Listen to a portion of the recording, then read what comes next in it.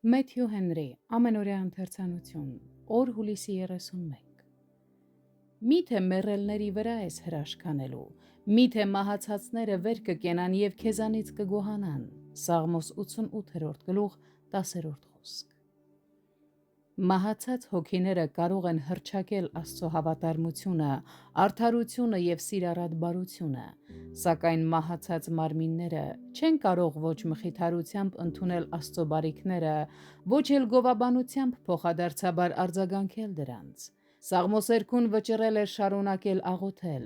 և առավել ևս այն պատճառով, որ ազատումը շուտ չէր գալիս։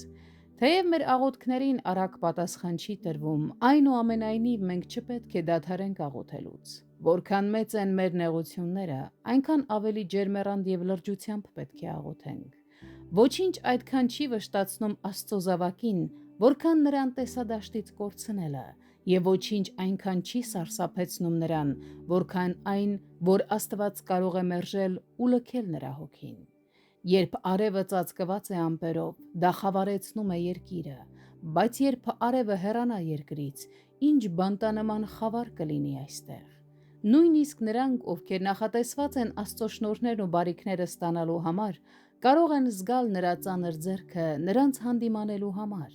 Եթե նախախնամության հանգամանքների կամ մահվան պատճառով մեր ընկերներն ու հարազատները հեռացվում են մեզանից, մենք պատճառ ունենք դա նեղություն համարելու։ Այդպիսին էր այս բարեպաշտ մարդու աղետալի վիճակը,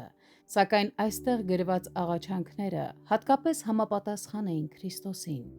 Եվ չպետք է մտածենք, թե Սուրբ Տեր Հիսուսը մեզ համար տառապեց միայն Գեթսեմանում կամ Գողգոթայում։ Նրա ամբողջ կյանքը աշխատանք ու վիշտ էր։